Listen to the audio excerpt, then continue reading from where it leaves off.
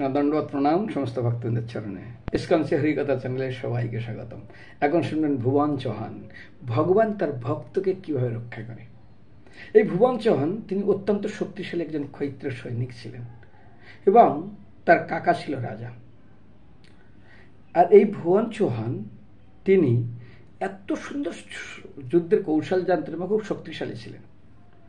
তো একবার তার বাড়িতে এক বৈষ্ণব আসে।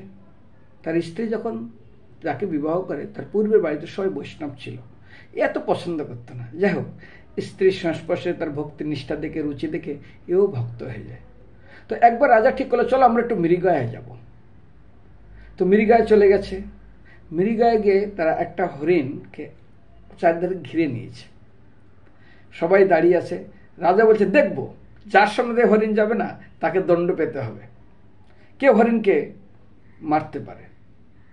তো এখন কি করেছে, সবাই ঘোড়ার পিঠে আছে, হরিণ ছুটছে, সবাই ছুটছে। হঠাৎ হরিণটা চলে আসে এই ভুবন চৌহানের সামনে। তিনি এমনভাবে তরোয়াল চালান, একদম দু টুকরো হয়ে যান এবং পেটে ছিল বাচ্চা।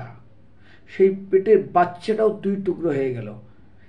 একে তো ছিল বৈষ্ণব, কোনো রকম রজগুণের প্রভাবে যখন এই বাচ্চাটাকে দুই টুকরো হতে দেখলো, অত্যন্ত বিষণ্ণ বদন হয়ে গেল। অন্য লোক আনন্দ পাচ্ছে কিন্তু খুব বিষণ্ণ বদন হয়ে গেছে। বৈষ্ণব তো ঠিক করেছে, আর জীবনে কোনোদিন আমি অস্ত্র ধারণ করব না। তিনি বাড়িতে এসছেন, অরিজিনাল তরোয়ালকে ছেড়ে দিয়ে কাঠের তরোয়াল বানিয়েছেন এবং তার মুখটা অত্যন্ত সুন্দরভাবে, মানে যেটা ধরতে হয় সেটা মেটাল মানে ধাতুর তৈরি করেছে। কিন্তু ঘটনা কি ঘটে, এই যে কাঠের তরোয়াল রাখে আরও যে প্রতিজ্ঞা করেছে যে আমি আর রাখবো না, এই ঘটনা কোনো রকম ভেদ খুলে যায়। তো রাজার কানে অনেকেই শোনায়, আপনি তো খুব ভুবন চৌহানকে খুব তো দূর, খুব বাহবা দেন, খুব জানেন ওর কাছে কি থাকে। বলে কি থাকে, আরে কাঠের তরোয়াল। রাজা সবকে ভ্রুক্ষেপ করে, হ্যাঁ যাও বলে ভ্রুক্ষেপ করে না। কিন্তু এই বলতে বলতে না, রাজাও একদিন সত্যি তিনি বললেন, ঠিক আছে এতজন বলছে এটা দেখি না। যেমন দেখুন একটা পাথর পড়ে আছে, একটা আঘাত মারবেন কিছু হবে না, দুটো আঘাত মারবেন কিছু হবে না, 10-12টা আঘাত মারার পরে যখন ভেঙে যায় ঠিক সেরকমই। রাজা বলে ঠিক আছে বলছে যখন দেখি না একবার। তো রাজা একটা প্রোগ্রাম করে, চলো আমরা একটু ঘুরে আসি। তো তারা ঘুরতে গেছে, রাজ্য দেখতে পরিদর্শন করতে গেছে, অনেক সৈনিক আছে। তো একটা পুকুর পাড়ে বলছে, আচ্ছা দেখি তো কে কেমন আমার সৈনিক, কার কিরকম তরল শক্তিশালী, কিরকম ভারী, কত সুন্দর, কেমন সুন্দর তারা রেখেছ। এক এক করে শট করে তরোয়াল দেখে। রাজা সবাইকে বাহাবা দেয়। ধীরে ধীরে ভুবন চৌহানের পালা আসছে। ভুবন চৌহান জানে সে রেখে দিয়েছে কাঠের তরোয়াল।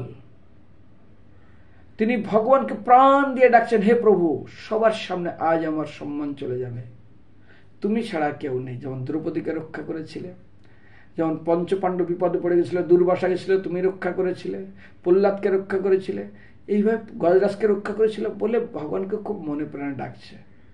যখন ভুবন চৌহানের পালা আসলো, ভুবন চৌহান যেই তরোয়াল বের করলো, দেখে ওই তরোয়াল থেকে এমন উজ্জ্বল আর এমন তেজ বাইর হচ্ছে, স্তব্ধ হয়ে গেছে সবাই। রাজার সাথে বলছে, এই ভুবন চৌহানের নামে যারা আমার নামে চুগলি করেছিল, বদনাম করেছিল, সবাইকে গর্দান দিব আমি।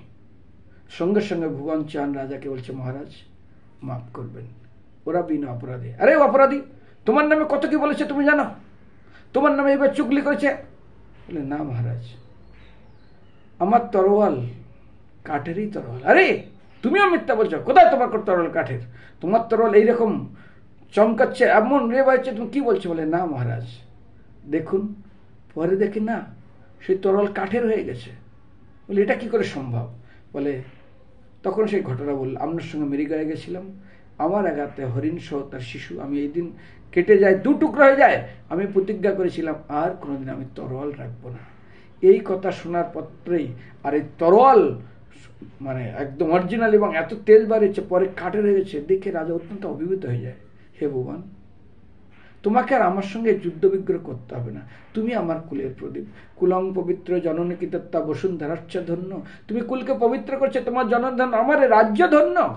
তোমার মতো ভক্ত আজ ভগবান তোমার লজ্জা নিবারণ করার জন্য তরোয়ালের রূপ নিয়ে নিয়েছে। তুমি বাড়িতে হরিভজন করো, তোমার পরিবার চালানোর ঘটনা আমি দেখে নেব।